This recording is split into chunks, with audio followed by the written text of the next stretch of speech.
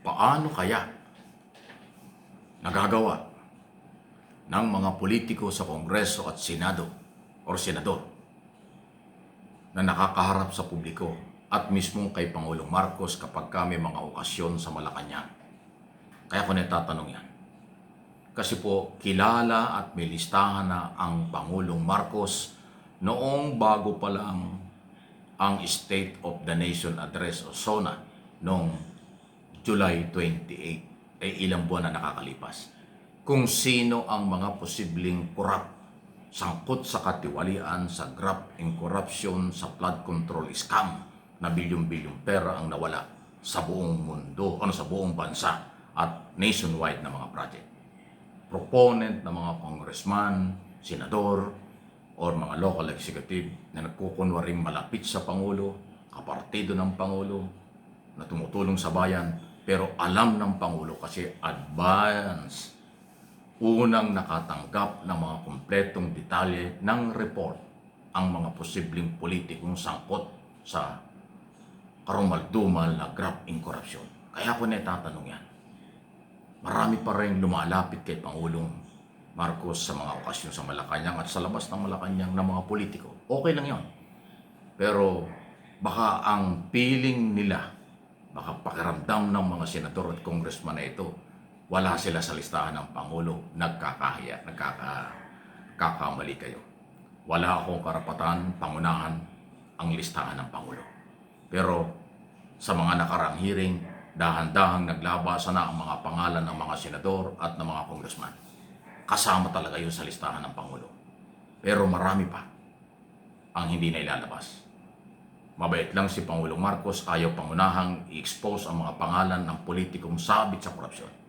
Ang ginawa niya, Independent Commission for Infrastructure mag-iimbestiga. Ang makikitaan ng dokumento at ebidensya, ipapailang kaso, doon na po lalabas ang tunay na pangalan kasi magiging public document na pag mayroong formal na investigation at pagpapailang kaso. Ganyang kasimple pero matindi. Ulitin ko, anong lakas ng loob at kapal ng mukha ng mga politikong paano makatawa, makipagkamay sa Pangulo, makipagplastikan sa Pangulo sa kabila ng kilalang-kilala kayo ng Pangulo na kayo yung kanyang tinutukoy na may kinalaman, posibleng may kinalaman sa graft and corruption na bilyon ang pinag-uusapan. Ayan. Kaya balakas ang loob nating sabihin na ito kasi talagang seryoso ang Pangulo. Madalas sinasabi niya, ako ang nag-expose nito, ako magbibigay ng update nito, ipapublish ko ang mga pangalan at mga kaso, walang pipiliin, lahat tatamaan pag may ebidensya. So yan po yung dahilan kung bakit ko sinasabi. Uulitin ko, kilala ng Pangulo. May listahan siya kung sino ang mga corrupt government official. Kaya kung kayo po ay may mga meeting sa Pangulo, may mga okasyon sa Malacanang at kung saan-saan lugar, tapos lalapit kayo sa Pangulo, makikipag-usap kayo sa Pangulo, hindi niya nararamdaman, malamig ang dating sa inyo. Kakamayan kayo, ngingitian kayo ng Pangulo, pero sa kabila nun, iniisip ng Pangulo sige na nga, kamayan natin, nandito na pero ito yung corrupt. Ikaw yung corrupt. Ito yung corrupt mamang ito. Ayan, Kaya hindi nyo maipagmamalaki. Mabigat po ito. Mabigat yung ginawa nyo. Mabigat din ang dinadalang problema ng ating Pangulo. Dahil ang mamamayang Pilipino ang naging biktima. Mamamayang Pilipino ang kanyang pinaglalaban. Kaya tayong mamamayang Pilipino, ako at ang aking mga channel, Mike Abby Opinions at yung isa, MA Pinoy TV. Lahat ng mga subscribers, followers, viewers natin, kayo araw-araw, kayo po'y pinaglalaban ko. At ito yung mga dahilan kung bakit ko idinidiin ang mga ganitong klaseng impormasyon. Meron na ako talaga. Noon pa. At kulang pa yung naglabas ang pangalan. Marami po nalalabas. Pero ulitin ko, baka sabihin niya, Mike, bagay-bigay ka ng pangalan. Ay, hindi. Wala akong karapatan, obligasyon, pangunahan si Pangulong Marcos. Yung ginawa ng Pangulo, matapos makuha ang mga pangalan, nagpa-imbestiga, yun ang tamang proseso. Masasaktan ang tatamaan pag may dokumento na. Pagka may resulta ng investigasyon. Pag naipay ng kaso, hindi na may tatago yan. Mabuti nga't gano'n ang Pangulo, mabait. Hindi niya hiniya in public. Hindi niya pinangalanan kaagad-agad kahit alam niyang sabit, nagsamantala, nagpayaman sa pera ng mamamayang Pilipino. Ayun. Any comment, reaksyon, malaya po kayo. Sige.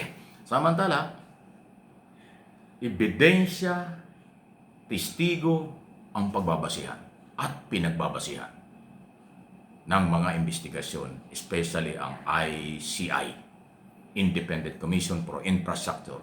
Inulit-ulit na ito ni Pangulong Marcos, ni Justice Andy Reyes Jr., chairman ng ICI, former Secretary Singson, member ng ICI, at maging si Public Works and Highway Secretary Vince Dizon, at siyempre ang Ombudsman. Yan ang nagsasabing lahat ay ebidensya, lahat dokumento. Basta lumabas yan, kahit sino, kakasuhan, makukulong, ipapaaresto, at makukulong. Yan po yan. Kaya huwag kayong mag-isip na may pinagtatakpan. Ang nag-iisip lang na mayroong pinagtatakpan itong gobyernong ito, yung anti-Marcos, yung mga DDS, yung ayaw sa gobyernong ito. Kasi yun ang kailang mababaw na argumento. Ilang beses na sinabi ng gobyerno, walang pipiliin, walang kamag-anak, walang kapatid, walang kahit na anong relasyon, mananagot. Kaya pa Hachi Romualdez, alam niya, pananagutin siya, at pag may ebidensya, may makukulong siya. Alam niya yan. Hindi makakawala. Ayun ulitin ko, yung ayaw maniwala, huwag na natin pilitin kasi iba yung agenda nila. Personal and political interest. Gusto nilang gibain ng gobyernong ito, gusto nilang palabasing sinungaling ng gobyernong ito, gusto nilang palabasing masama ang gobyernong ito, iupo nila ang gusto nila na si Sara Duterte at sila ang maghahawak ng kapangyarihan. Kalokohan, wala sa lugar, wala sa panahon. Sa 2028 may eleksyon, doon ang labanan. Ngayon, suportahan natin si Pangulong Marcos. Suportahan natin ang ating mga batas. Suportahan natin ang lahat na nag-iimbestiga at ang sandigang bayan, ang ating judicial body. Rule of law ang pinapairal. Kaya, ebidensya at testigo ang maglalabanan. May ebidensya, may testigo, ang mga akusado, ilatag nyo. Ang gobyerno maglalatag ng ebidensya at testigo laban sa inyo. Yan po ang proseso sa rule of law. Due process, kahit kanino. Yan, di ba? Tayo naman mga Pilipino, laging manindigang tayo ang biktima. Dahil pera natin ang pinagsamantalahan. Pera natin ang nawala. Yung isang araw, tinalakay ko na 1.7 trillion ang nawala sa pera ng bayan sa loob ng 10 taon. Ganong katindi.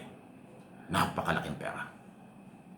Dapat may balik, dapat makulong, at panahon na under Marcos administration ang paghahanap ng tunay na katarungan, ipakulong ang lahat ng may kinalaman.